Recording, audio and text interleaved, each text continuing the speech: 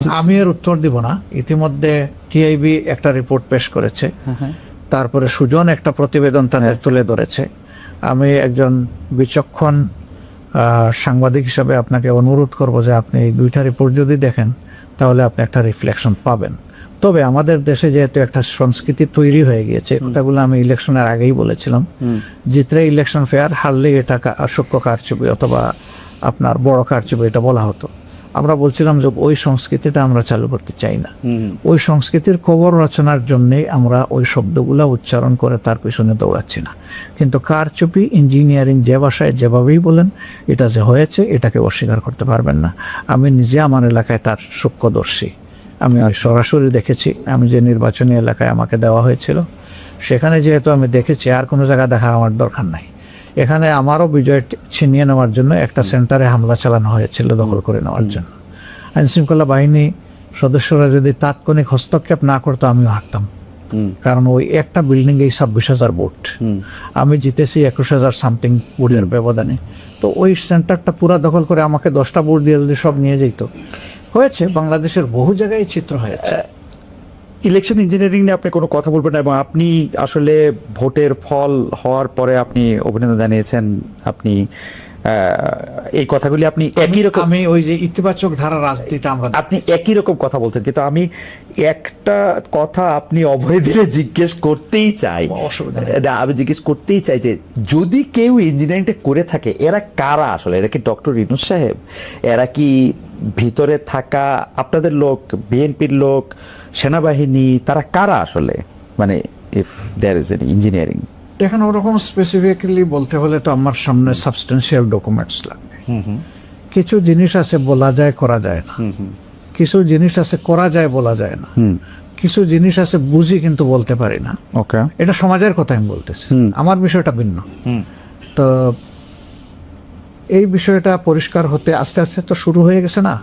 এই দুইটা রিপোর্টকেই যদি আপনি সামনে রাখেন, সেখানে আপনি কিছু আলামত পেয়ে যাবেন। এবং আমার ধারণা যে কিছুই গোপন থাকবে না। দেখেন, এই 2008 সালে যে ইঞ্জিনিয়ারিং হলো, সেই ইঞ্জিনিয়ারিং এর পরে এরশাদ সাহেব হাটে হাড়ি ভেঙে দিলেন একবার সংসদের ভিতরে। উনি বললেন যে মাননীয় সংসদ সদস্যবৃন্দ, ভুলে যাবেন না আমরা কিভাবে এই সংসদে এসেছি, কার হাত ধরে এসেছি, সবকিছু জনগণের ভোট নয়। এটা উনি বলে দিলেন একদম খোলামেলা।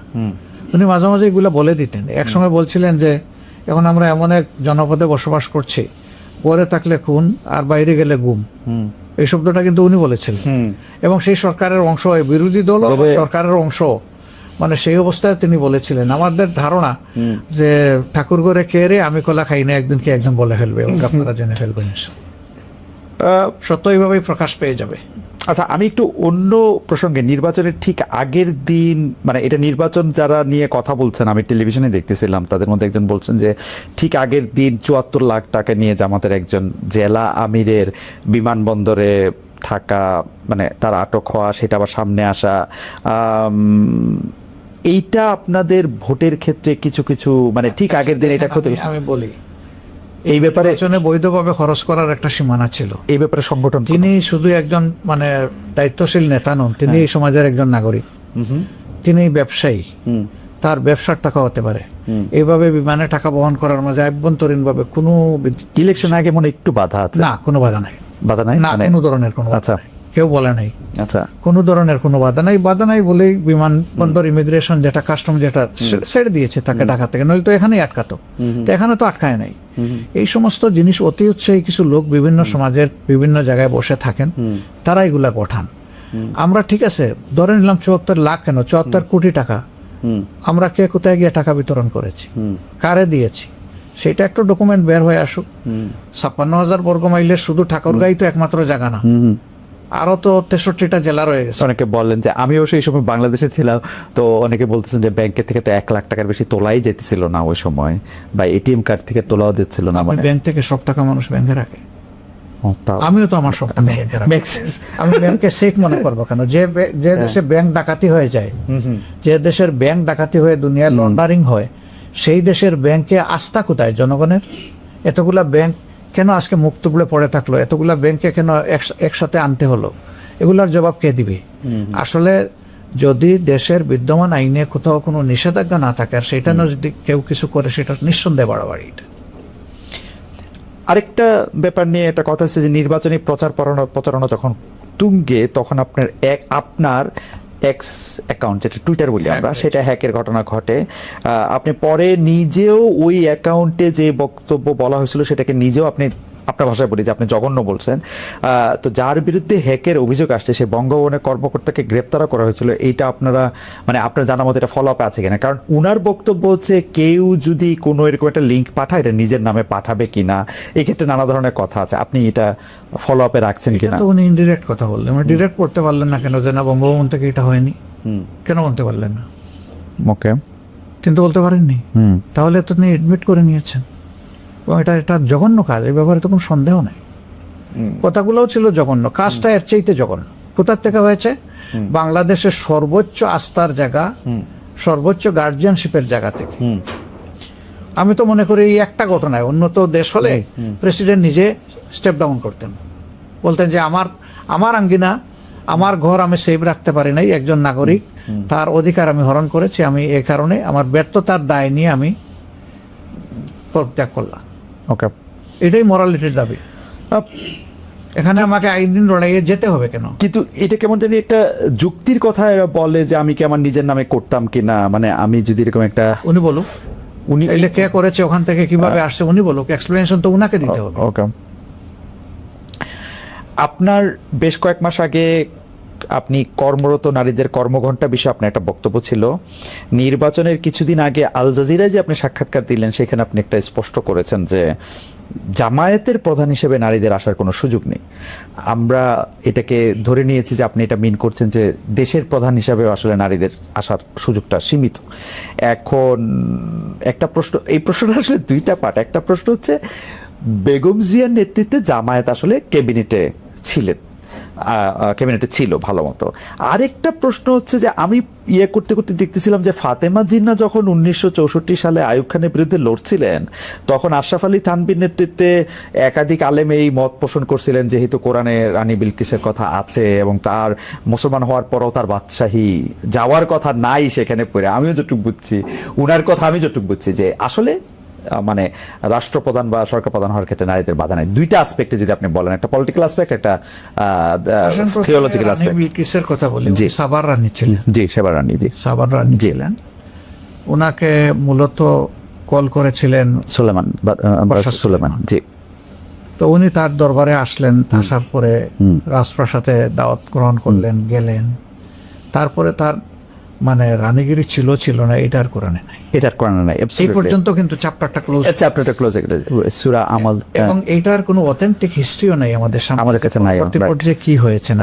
রাইট, সুতরাং সেটাকে আমরা রেফারেন্স আকারে এখানে নিতে পারছি না। ওকে, আর তিনি ছিলেন মূলত অগ্নিপূজক। তো এটা তো বিশ্বে অনেক জায়গায় সেটা ছিল তখনকার আমলে, পরবর্তী যুগেও ছিল, যেমন এখনকারীরা তাদের অবস্থাটা ওই রকম দাচের একটা বিষয় ছিল। কিন্তু পরবর্তীতে তারা যখন তাদের অ্যানসেস্টর যারা ইসলাম কবুল করেছে তারা তখন ওইটা থেকে বের হয়ে এসেছে। তো সেটাকে আমি রেফারেন্স হিসেবে নিতে রাজি না। ওকে, ফেয়ার এনাফ। এখন